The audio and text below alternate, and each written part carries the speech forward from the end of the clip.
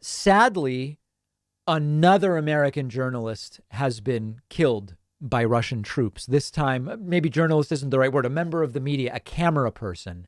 And it is getting very dangerous in Ukraine to be a member of the media. Mediaite reporting.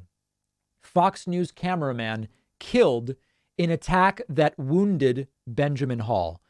Earlier in the week, we talked about the injury to Benjamin Hall.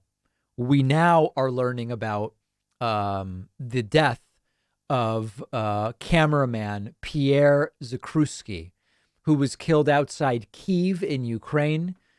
Fox News Media CEO Suzanne Scott announced the tragic news in a note to colleagues. She said Zakrzewski, 55 years old, and Hall were reporting in the village of Orenka when their vehicle was struck by incoming fire. Ukrainian officials say Alexandra Kuvshinova, the producer working with the Fox News team, was also killed in the attack. The notice says, "Dear colleagues, it is with great sadness and a heavy heart that we share the news this morning regarding our beloved cameraman, Pierre Zakrzewski. He was killed in Orenka outside of Kyiv, Ukraine, was with Benjamin Hall yesterday news gathering when their vehicle was struck by incoming fire." The Hill also reporting on this. Fox cameraman killed amid attack in Ukraine. This article mentions a little bit more about Zakrzewski and the degree to which this is crossing party lines. And, you know, I think there's a lot of people may not realize in media, very often the camera people, cameramen, camera women around the world, sometimes they're freelance contractors. I mean, they may technically be employees or they may be freelance contractors or whatever the case may be. But the point is, they very often don't subscribe to the same political views as the media outlet which they are covering. And the understanding is, I mean, listen, regardless, this would be a tragedy. And attacks on members of the media are deplorable and absolutely sickening and disgusting. But some people reacted by saying, well, here's a right winger who got killed. Not that it would make it any less bad. Very often sometimes they're union and internationally, sometimes they're freelance. And that's just neither here nor there. I think an important point to mention is that in general, it's dangerous to be a journalist, not necessarily a camera person, when Russia doesn't like what you're doing. And as dangerous as it has become on a statistical basis in Ukraine so far, we've now had multiple deaths and a number of members of the media injured. You can also look up the Wikipedia article, list of journalists killed in Russia. And they actually have a table that goes by year. And the numbers are quite high. They're in the hundreds for journalists killed in Russia. It is not good. Here is CNN correspondent Scott McLean. CNN, remember, sort of paying tribute to Pierre Zakrzewski. I should also point out that we learned that a longtime photojournalist, Pierre Zakrzewski, for Fox News, his body was found. He's been killed in Kyiv. Yeah, that's right. The second foreign journalist to be killed, Pierre was working for Fox News. We understand the correspondent as well is in critical condition, according to Fox. I actually had opportunity to meet Pierre 2 years ago when I was in Kyiv.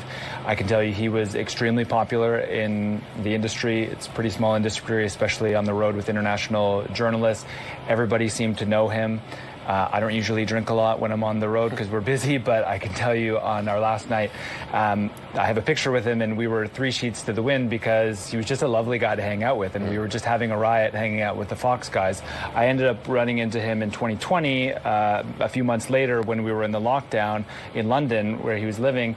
And I just remember he was really trying to get out the door, he was bored sitting around in London during the lockdown. And so I know that he really loved his job. He really loved the travel. He really loved the adventure.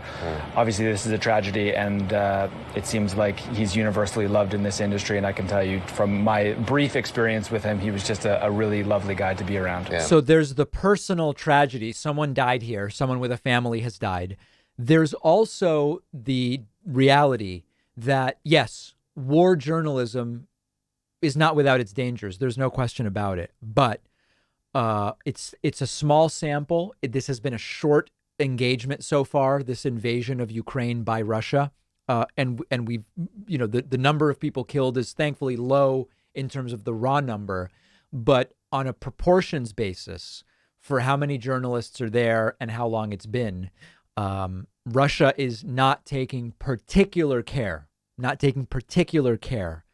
when it comes to members of the media. And it is getting dangerous enough in Kyiv that a 36-hour curfew has been announced after residential buildings were hit by heavy shelling. So all part of the tragedy. The invasion is a tragedy. The civilians killed, a tragedy. Members of the media killed. It's bad.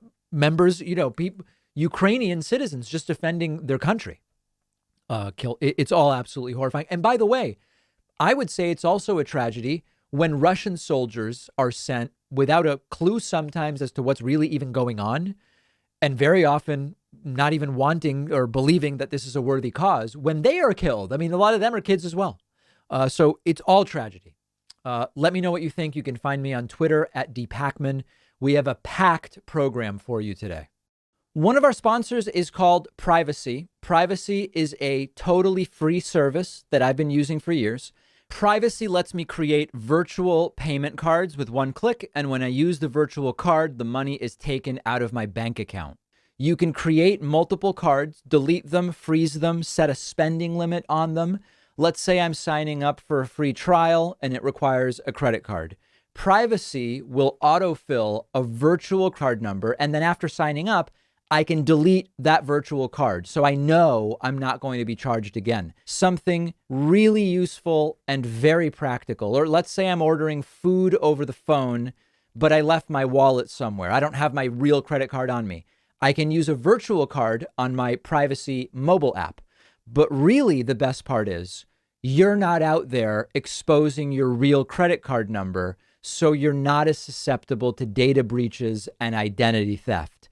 Privacy is a totally free service, and you'll get $5 to spend when you go to privacy.com/Pacman. The link is right underneath this video.